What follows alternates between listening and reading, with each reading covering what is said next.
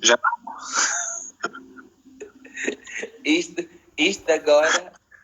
agora, Armando, para ti é fácil perceber, mas para a maior parte das pessoas é difícil, porque isto aqui é um cálculo de probabilidades, meu irmão. Não é nada, até para mim é difícil. Tudo bem? Epá, bem-vindo. Obrigado pelo teu tempo. Estás aí, irmão? Estou. Obrigado pelo teu tempo, bem-vindo, mano. Deixa só ver se as pessoas estão-te a ouvir. Pessoal, vocês conseguem ouvir o Armando? Não conseguem ouvir o Armando. Mas conseguem ouvir? Mas conseguem ouvir o Armando, pelo menos? Vamos ver, vão responder. Conseguem ouvir o Armando? Sim? Ok, fantástico. Armando, vamos avançar mesmo assim, porque isto aqui, hoje em dia, nós aproveitamos o que a internet nos permite. Muito rapidamente. Armando, eu estive a analisar muito rapidamente. Nós tivemos uma queda, tu com números é que me vais ajudar. Eu quero perceber. Nós tivemos uma queda em 2014 do preço do petróleo. E aquela queda implicou uma queda no PIB africano de 5,1%. O que eu, Marco, me pergunto é: Covid, mais queda do preço do petróleo, Angola, como é que nos safamos disso? Vai ser difícil e complicado, não é? Ou seja, em termos de macroeconomia, o que vai acontecer e vai acontecer durante algum tempo é que, infelizmente, muita atividade económica vai ter que parar. E se calhar por 2 ou 3 meses, tendo em conta a maneira de contágio do Covid e depois o facto de nós temos que ter vacina. Se calhar dá um passo atrás, Marco. Nós aqui temos 2 temas a tratar, essencialmente. Devido à taxa de contágio e ao período de incubação deste novo vírus, Sim. As pessoas têm que ficar muito tempo paradas, porque se nós permitirmos que as pessoas se movimentem e tenham contato umas com as outras, basicamente vai toda a gente parar ao hospital, e quando toda a gente for parar ao hospital, os hospitais não fazem mais nada do que estar a tratar das pessoas que têm Covid. Então, olha, isso que tu disseste, tira um passo atrás. Há aqui uma lista de efeitos que eu tive a olhar, e se calhar tu podes depois abordar. Os efeitos endógenos, né, que aqui internos nossos, uma é logo a possibilidade de propagação rápida do vírus, como tu disseste, a incapacidade de resposta médica, a interrupção das atividades financeiras e, associado à queda dos preços do petróleo, houve um aumento substancial nas despesas públicas para o combate ao Covid. Certo. E depois, do que diz respeito ao lado externo, não há qualquer investimento, não há qualquer foreign and direct investment, ponto, parou, porque as pessoas estão todas a resolver o seu assunto dentro da sua casa. Certo. Não há aqui fundos de assistência ao desenvolvimento vindos do estrangeiro. É complicado. Não há comércio a ser feito neste momento, a não ser para estes assuntos específicos, comida e assuntos médicos. Explica-me esse cenário. Pronto, é um cenário complicado. Ou seja, devido ao fato da taxa de contágio ser bastante elevada e o período de incubação e também de internamento também ser elevado, ou nós aceitamos que vamos ter um choque na nossa economia porque vamos ter imensa gente doente e imensa gente a morrer. E aqui também é importante ressalvar o seguinte, não serão só pessoas, se nós permitirmos o mundo normal, não serão só pessoas que têm o Covid-19 que vão morrer, vão morrer todas as outras pessoas. Porque quando eu tiver os meus hospitais cheios de 20 mil, 10 mil pessoas a precisarem de internamento, tudo o resto que vai precisar de internamento não vai poder ser atendido. Então, coisas simples que podiam ter cura, podiam ter tratamento, vão deixar de o ter, simplesmente porque os hospitais estão cheios, os médicos estão ocupados, não há médicos suficientes, porque eles próprios também estão doentes, não é? Então, nós aqui...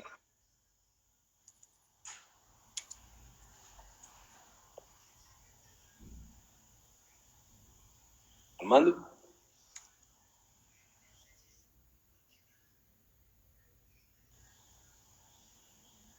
Pá, isto aqui é net, vai de mal a pior. Fogo.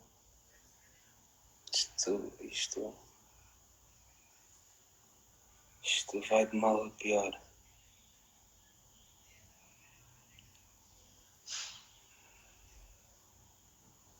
Vocês estou com o Marco?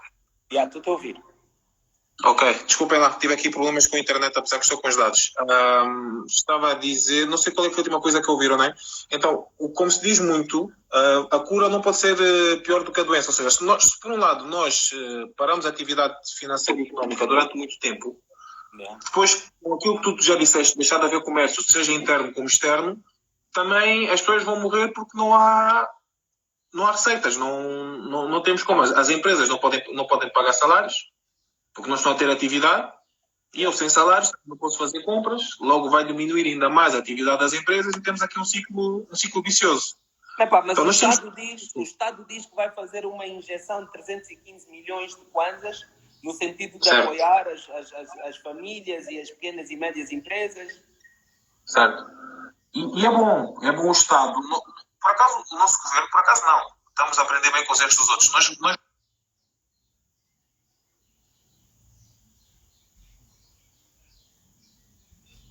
aqui hoje está duro. Hoje está mesmo duro. Vamos lá.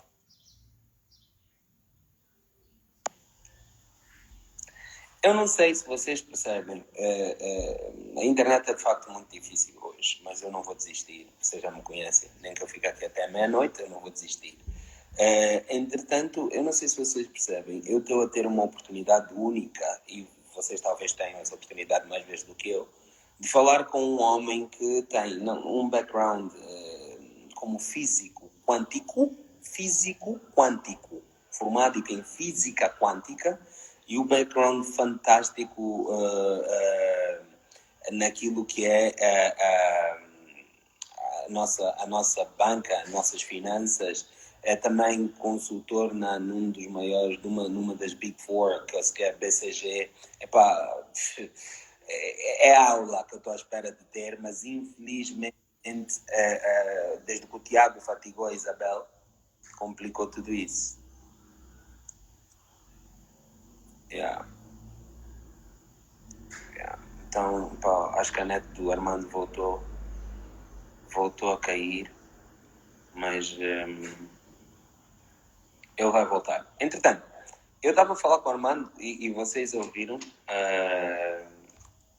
É isso mesmo. Eu estava a falar com o Armando e uma das coisas que vocês ouviram, a minha preocupação e o que eu queria ouvir do Armando é exatamente isso. Se nós vamos deixar de ter foreign direct investment, ou seja, investimentos diretos do estrangeiro, vamos deixar de ter assistência de desenvolvimento vinda do estrangeiro. Vamos ter uma grande possibilidade de fluxos ilícitos de dinheiro, porque pelas vias normais não está a acontecer. Temos uma possibilidade enorme de propagação do vírus por via comunitária. Eu sou uma pessoa bastante positiva, mas gosto também de olhar para as coisas com realidade. Se hoje em dia o FMI, o IMF, né, o FMI, olha para aquilo que são os números em África e diz assim, olha, há uma possibilidade muito grande de haver uma contração a nível do crescimento de todas de todo o mundo, da economia mundial, e a nível da economia mundial espera-se ter uma diminuição de 1,5% pontos naquilo que é o crescimento da economia mundial. E isto estamos a falar envolvendo as grandes potências mundiais todas. Todos nós estamos, as pessoas gostam de dizer, estamos todos no mesmo barco, mas não estamos todos a ser afetados de um modo bastante negativo. Então, há aqui uma série de questões, como é que nós reagimos a isso? Porque se tu tens o preço do petróleo que cai e Angola uma economia monoprodutora, tu tens os preços das comodidades alimentares, como os cereais, o peixe e outras, a subirem. Como é que tu compras a comida se tu não produzes essa comida? Há uma série de questões a serem respondidas, Há uma série de questões a serem respondidas e eu não sei responder. Se vocês souberem, partilhem comigo.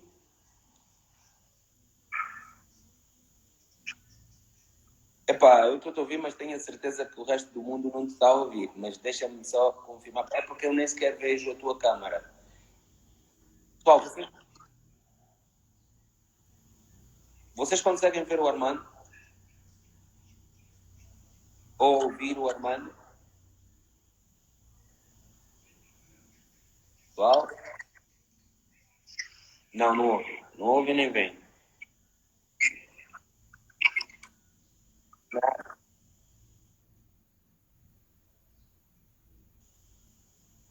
Pronto, então, de algumas das ideias que eu fui pensando e estudando e analisando, nós temos que, de facto, partir para a tão prometida diversificação. Eu era miúdo pequeno, criança.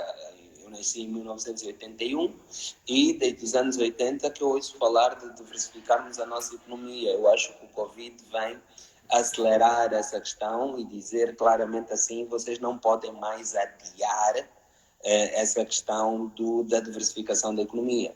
Nós temos que diversificar e transformar a nossa economia. Nós temos que fortalecer a nossa capacidade de transformação das matérias-primas localmente, porque se nós não conseguirmos nesse momento exportar a nossa matéria-prima, se nós tivéssemos aqui a capacidade industrial para fazer essa transformação, não estávamos tão preocupados nem com a nossa subsistência.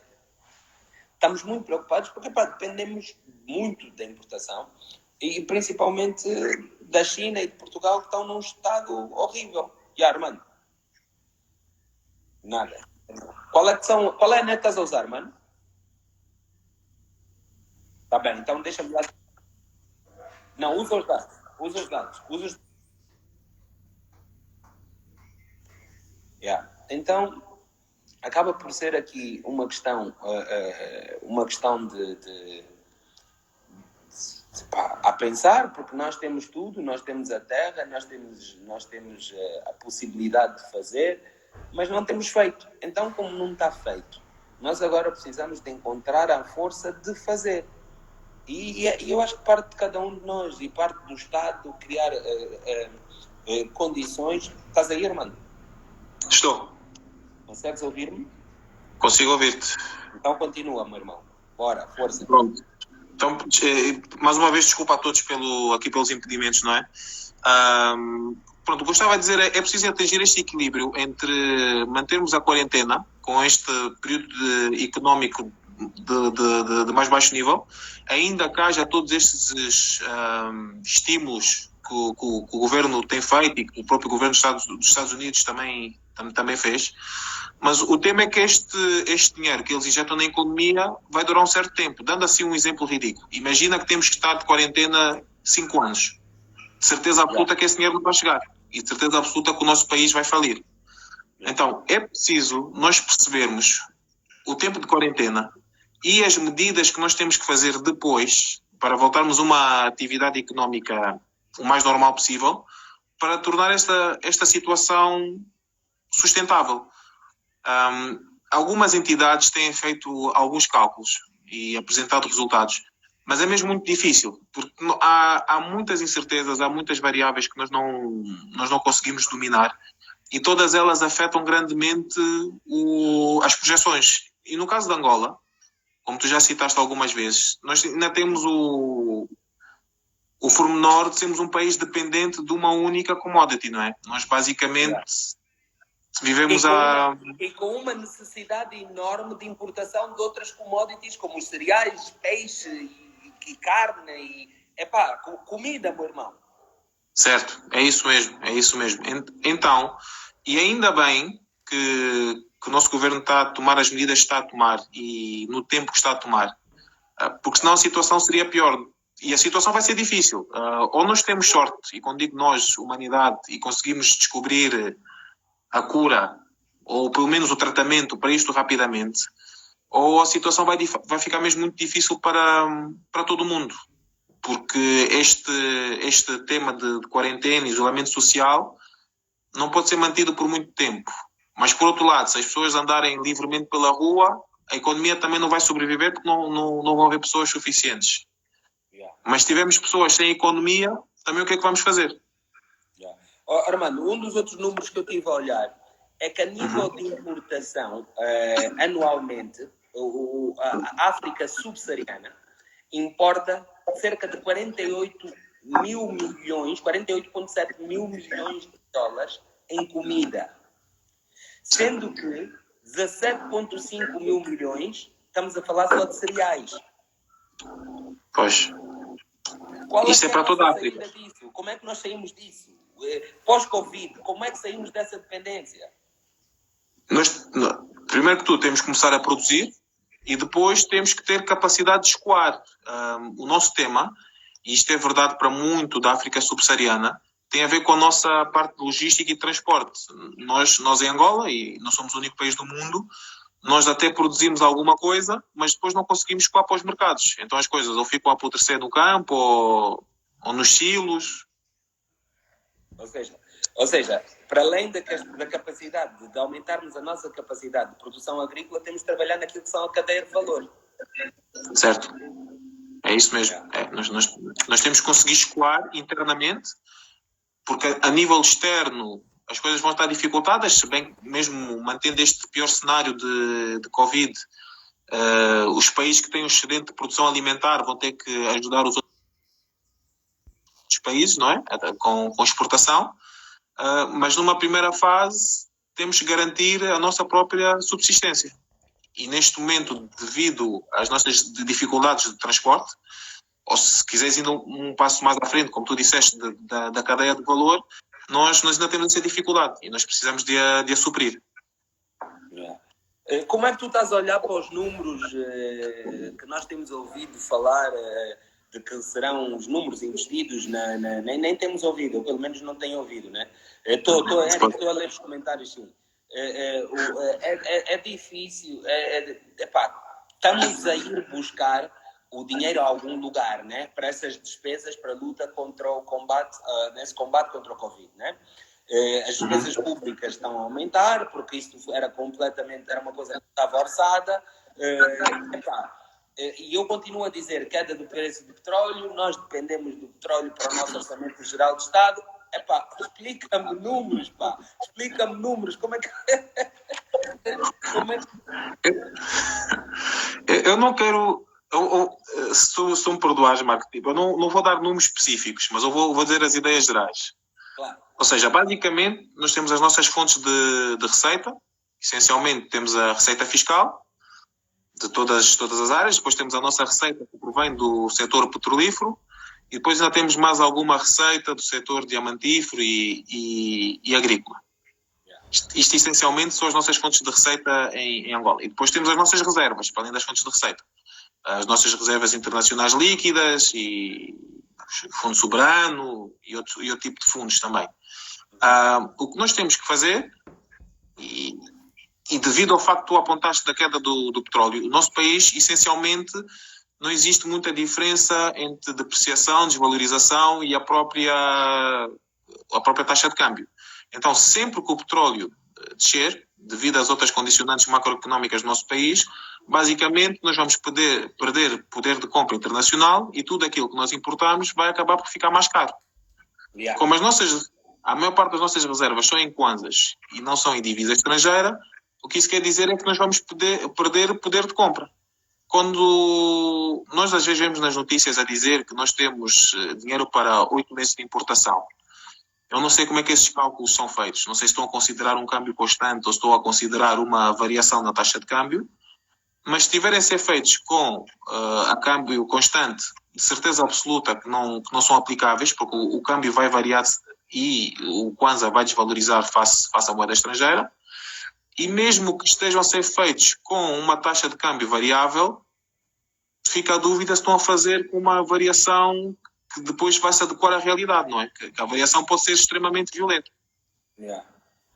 Porque uma das coisas que, de facto, essa questão da variação ser violenta é como é que isso se faz sentir no bolso do pacato cidadão. Terra a terra. Terra a terra. As coisas vão ficar mais caras e cada vez mais difíceis de comprar. Terra a terra é isso. Yeah. Quem ganhar em kwanza... Isso me preocupa, porque tu dizendo isso, e é exatamente como eu penso, nós estamos aqui a prever um estado quase de caos.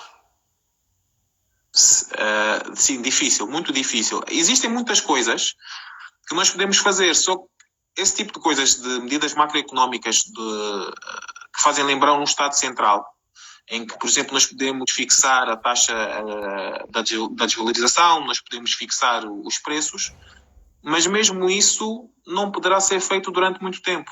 Nós não nos podemos esconder do resto do mundo.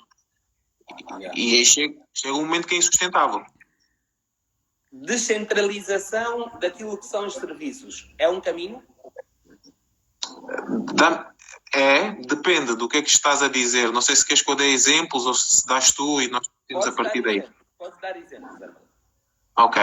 Por exemplo, uma coisa que poderia acontecer, mas que agora é difícil, mas também faria algum sentido quando nós estamos a falar, e corrige-me se não é este o tema que tu querias tratar, mas, por exemplo, quando estamos a falar das autárquicas, por exemplo, isso podia ser uma ideia, ou seja, nós descentralizamos. Isso é exatamente um dos temas que eu queria abordar. Ok. Então pronto, então estamos em linha. Isso pode ser, mas por outro lado, também pode-se argumentar, e com alguma razão, que isso pode, e pensando muito na questão do Covid, não é? Isso pode até causar mais mal do que bem. Por exemplo, vamos olhar para o caso dos Estados Unidos, que é um país federal. Ali basicamente o que está a acontecer é que cada Estado faz o que quer. Pois, e se cada Estado faz o que quer, basicamente quer dizer que ninguém se vai safar. Porque imagina, há um Estado que diz ninguém se mexe, todas as empresas estão fechadas. Há outro que diz não, as pessoas podem viajar. Se eu puder viajar, eu vou infectar outras pessoas. Então, aqui é claramente um daqueles casos em que o elo mais fraco depois mina toda a cadeia. Então, é preciso haver uma ação concertada em algum ponto. E nós podemos descentralizar, ou se calhar até devemos descentralizar, mas convém termos cuidado como é que nós fazemos essa descentralização. Porque se não for homogéneo, corremos o risco de termos estratégias que competem entre si e que depois não garantem o bem geral, o bem maior. Tu sabes, eu tive algum tempo atrás a ler um bocado sobre, não sei se tu já ouviste falar da AMA, African Medicine Agency. Não, por acaso não. É um acordo que os países da África Austral têm estado a falar da criação de uma agência, assinar um acordo e ratificar um acordo com uma agência médica africana, que vai ter como principal objetivo a questão de olhar para a qualidade médica, a qualidade dos medicamentos e tudo mais. E eu acho que Angola, naquilo que é o meu entender, devia de facto aderir a isso, e acho também que nós devíamos pensar um bocado em investir em indústrias farmacêuticas. O que tu pensas disso? Concordo em absoluto. Este basicamente é o momento para recuperar. Eu há bocado ouvi-te nas minhas dificuldades de internet. Estavas a falar da diversificação da economia, que já ouves falar disso há muito tempo e que nunca de facto se realiza. Desde que eu nasci. Sim. Então foi aproximadamente há 25 anos, né? Desde que nasceste, foi mais ou menos isso. Simpatia, pá.